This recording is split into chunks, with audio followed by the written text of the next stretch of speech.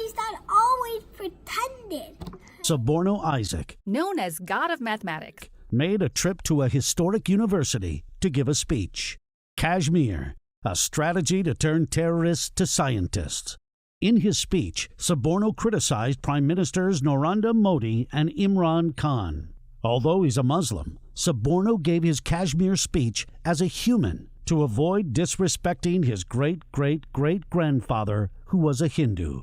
Suborno reminded the world that Pakistan made a grave mistake on October 22, 1947, when it sent Pashtun militias to Kashmir. India failed to learn from Pakistan's mistakes. As a result, history repeated itself on August 2019, when India made the same mistake by removing Article 370 from the Indian Constitution. Suborno concludes by reminding us that Modi and Imran remain Hindu and Muslim, respectively, but fail to become true humans. In order to solve this problem, they must go beyond their respective religious identities. What is going to happen when the curfew is lifted will be a bloodbath. Bharat की तरह ही अपने अपने स्तर पर प्रयास कर रहे हैं. I came to Columbia University not to praise Narendra Modi and Imran Khan, but to criticize their policies on Kashmir. By revoking the special status of Kashmir, India gave Pakistan a chance to use Kashmir as a political pawn. I came here to tell Mr. Modi to restore Article 370 immediately. Not tomorrow, not next week, not next year. Today. And I came to tell Mr. Khan to stop using Kashmir as a political pawn. When I look at the world, from Syria to Palestine, from Burma to Kashmir, I hear the cries and torture of oppressed people. And I see blood and tears of oppressed people. I know my speech won't be able to change the behavior of Mr. Modi or Mr. Khan, but it will give the people of Kashmir hope. It will give them strength, but most importantly, it will give them a strategy to turn Kashmir from a political pawn to the lighthouse of the world. It will turn terrorists to scientists. I was born in an American Muslim family. I am not, spelled N-O-T, going to give this speech as an American citizen, nor will I give it as a Muslim, but I will give it as a human being, because my identity as a Muslim is smaller than my identity as a human being, as so with my identity as an American citizen. When I was 4, my father told me a story that his grandfather, Harun al-Rashid, told him when he was 4. Harun told my father that Harun's father's name was Maulavi Abdul Hadi. He was an imam at a local mosque. Hadi's father had been converted from Hinduism to Islam. So that means my great-great-great-grandfather was converted from Hinduism to Islam. I do not want to insult my great-great-great-grandfather. I have to give this speech as not an American citizen, not a Muslim, but a human being. Because all of us are alike. All of us are human beings. And this is one of the reasons why I'm going to give this speech just like my father is a human being. In 2007, my father went to India for the first time to launch his book ceremony in Park Hotel. Dr. Muhammad Yunus came as a chief guest to the ceremony. In that ceremony, my father revealed that his great-great-great-grandfather, as I said, was Hindu. That evening, the Muslim man angrily knocked on his door. And when he opened, the Muslim man screamed, never tell anyone your religion with Hindus, because Hindus are kafir and their religion is fake. Father was so shaken upon listening to this hate-based ideology that he couldn't sleep for the next 5 days. What I learned from my father in 2007 is that you should never insult Yes, any religion, including Hinduism. This is why I'm going to give this speech as not an American citizen, not a Muslim, but a human being. Mr. Modi and his party BJP thought that by removing Article 370, they corrected historic blunder, but they actually killed a historic fact. I agree with what Marcia said. By revoking the special status of Article 370, Mr. Modi killed Indian reputation in the largest democratic country on earth. As a student of history, let me remind you all the facts. In the first millennium, Kashmir was the home of Buddhas and Hindus. But then in the 1200s, Muslims started pilgrimage to Kashmir. Then, millions of Buddhas and Hindus were converted to Muslims. Then, by 1340, Muslims started ruling Kashmir. That means the quantity of Muslims in Kashmir was bigger than the quantity of Buddhas and Hindus combined. Wow, that is a lot of Muslims. Then, by 1440, the Samir dynasty started ruling, plus 9 out of 10 people, 90% of Kashmir was Muslim. Then, by 1586, Mughal Emperor, aka Emperor Akbar, defeated the Samir dynasty and ruled from 1586 to 1800, or 214 years. The government became so corrupt that even Muslims supported the Sikh revolt, which allowed Ranajit Singh to take over. It's not about his last name or something. It's just that Ranajit Singh belonged to the Sikh religion. It allowed Ranajit Singh to take over, and he did, for the next 46 years, from 1800 to 1846.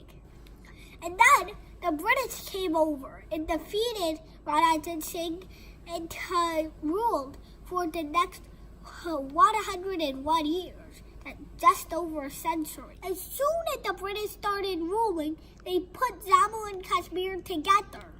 Then, in 1941, they conducted the combined population percentages of Jammu and Kashmir. The results were 77% Muslim, 20% Hindu, and 3% Buddha. In 1947, when the British realized they had lost their policing power over Kashmir to America, and they freed all the British colonies around the world, including the ones in India. Mahatma Gandhi wanted to keep India together. Someone named Muhammad Ali Jinnah demanded to separate India based on Islam. Muhammad Ali Jinnah won the argument, and as a result, Pakistan was born. Kashmir was never a part of India or Pakistan at the time, but Pakistan always pretended that Kashmir was part of Pakistan. Kashmir kept resisting against joining Pakistan. As a result, on October 22nd, 1947, Pakistan decided to send Pashtun militias into Kashmir in an effort to capture Kashmir. Though they failed their mission, they terrorized the capital of Kashmir, Srinagar. However, the people of Kashmir did not like Pakistan's aggressive behavior. So they decided to call help from India. India agreed to help, but only under one condition, that Kashmir would join India as a state.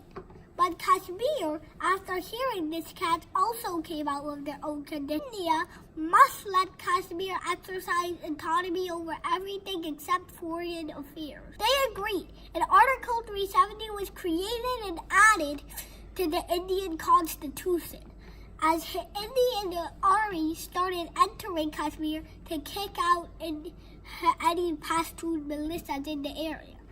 As a result, the first Indo-Pakistan War began. The war broke out between two newly formed countries, India and Pakistan. Pakistan lost, but ever since it lost the war, it has been thinking of some other ways to try and capture Kashmir.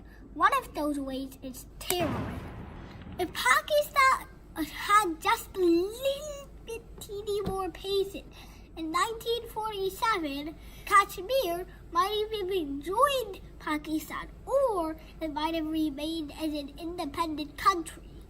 But using such violent tactics to pressure Kashmir into joining Pakistan would leave no chance Kashmir joining Pakistan. Once again, Mr. Modi's decision to remove Article 370 includes a huge security clearance, which is dangerous and wrong. Pakistan will use this in the future to tempt uneducated Kashmiris to take revenge against India. But Kashmiris should never take revenge against India using terrorism. They should instead, if they want to take true revenge, they should divorce of two evils: Pakistan and violence.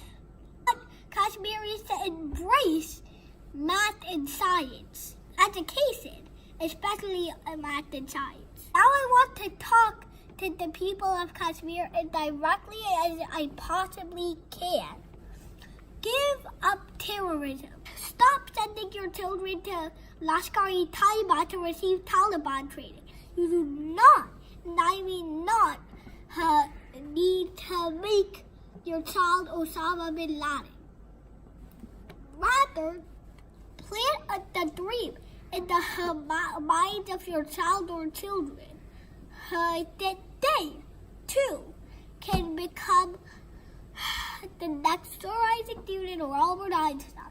That way, if every child grows up with that dream, they will at least become an APJ Abdul Kalam, if not Newton or Einstein. If we start nurturing our children from today, in 20 years, we will have at least 5,000 APJ Abdul Kalams in Kashmir. That way, Kashmir will not only become the lighthouse of India, but the lighthouse of the world. This year, my book, The Love, is going to be published in India.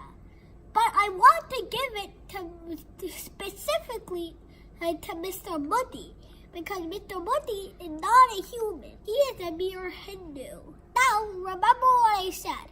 There is no Hindu human, there is no Buddha human, there is no Christian human, there is no Jewish human, and there is no Muslim human. There is just the human. Once Mr. Modi reads this book, he will become a true human. He will go to Lok Sabha and say, as a Hindu, I love Hinduism, but I also love all other religions, including Islam. And he will also go to Vidhan Sabha and say, I will remove 900,000 military officers from Kashmir, and I will instead send 900,000 books to Kashmir. Though I won't be able to publish this book from Pakistan, unlike in India. So I'll go to the streets of Islamabad and I will sit down and wait until Mr. Imran Khan takes this book from my hand. I really wanted him to see my book too, because he is not a human. He is a Muslim.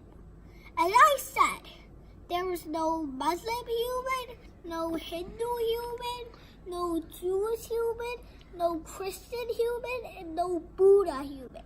There is just the human. Once he reads this book, he will become the human. He will go to the Pakistan Parliament and he will say, stop sending your children to Lashkar-e-Taiba to receive Taliban training. I do not want them to become Osama bin Laden. Rather, plant a dream in the mind of your children that they too can become the next Sir Isaac Newton or Albert Einstein. That way, we will have at least APJ Abdul Kalams in Kashmir, if not Newton or Einstein. Also said stop supplying bombs to Kashmir and start supplying books. Suborno said that he will send a copy of his book, The Love, to Modi and Imran to turn them to human. Many believe that this speech will give Kashmiri parents a new strategy to make Kashmir the lighthouse of the world. Watch this historic speech in which a child shares his dreams of how to empower 2 billion Muslim people, not through bombs, but through books. Subscribe to Bari Science Lab to fall in love with math and science, especially programming.